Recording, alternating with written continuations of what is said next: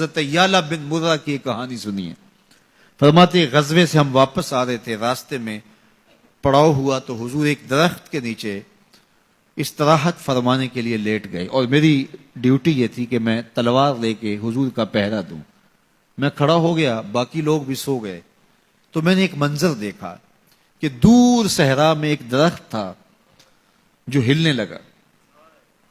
تھوڑی دیر کے بعد وہ اپنی جڑوں سمیت باہر آیا اور اپنے آپ کو گھسیٹتا ہوا میرے برابر آ کے کھڑا نہیں ہو جاتا.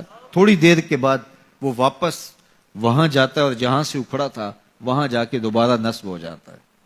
میرے لیے بڑے اچنبھے کی بات تھی, لیکن میرے پاس کوئی تھا ہی نہیں کہ جس سے میں بات کر سکوں. حضور تھے تو استراحت فرما رہے تھے اور میں حضور کے آرام میں خلل نہیں ڈالنا چاہتا تھا. خیر حضور بیدار ہوئے تو میں نے سلام عرض کرنے کے بعد جو پہلی بات کہی وہ یہی تھی.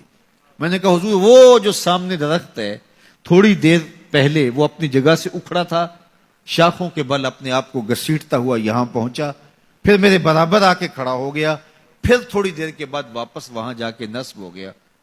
یہ جب کہانی سنائی تو میرے حضور نے تعجب نہیں کیا, اچھا کیسے ہوا, کیسے آیا, کتنا وقت لگا, کتنی دیر ہوئی, کوئی سوال نہیں کیا, بلکہ فرمایا حاذہ شجرۃ استاذنت ربھا.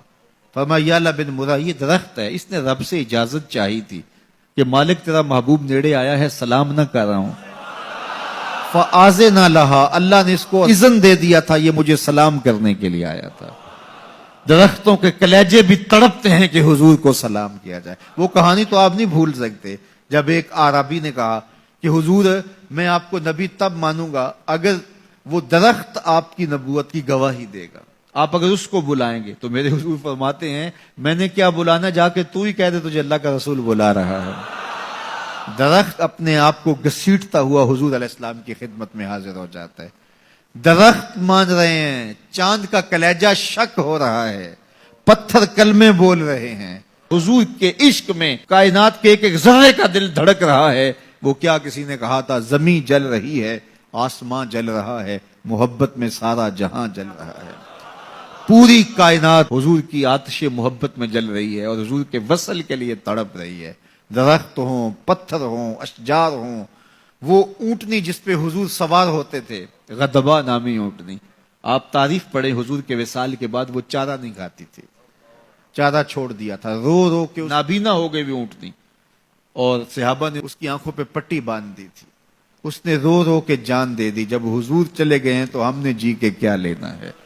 آپ نے محبت کی لوگ داستانیں سنی ہوں گی, محبوں نے محبوبوں کے لیے کیا کچھ کیا, نہریں کھودی, تکلیفیں سہی, اذیتوں سے گزرے, سولیوں پہ چڑھ گئے, لیکن آپ نے آج تک ایسا منظر نہیں دیکھا ہوگا کہ محبوب نے لب پھینکا ہو اور محب نے اپنے ہاتھوں پہ لے کے چہرے پہ مل لیا ہو. محبوب کے وضو کے پانی کو زمین پہ نہیں گرنے دیتے. عروہ بن مسعود صلح حدیبیہ کے موقع پر واپس جب گیا تو اس نے قریش مکہ کو جا کے کہا میں تمہاری جانب سے سفیر بن کے بڑے بڑے بادشاہوں کے درباروں میں گیا ہوں, واللہ اصحاب محمد کو جو میں نے محمد صلی اللہ علیہ وسلم کی تعظیم کرتے ہوئے دیکھا ہے, واللہ آج تک کسی بادشاہ کی بھی وہ تعظیم ہوتے ہوئے نہیں دیکھی. اور جو ان کا لعاب زمین پہ نہیں گرنے دیتے, ان کے وضو کا پانی نہیں زمین پہ گرنے دیتے, وہ ان کا خون کیسے گرنے دیں گے.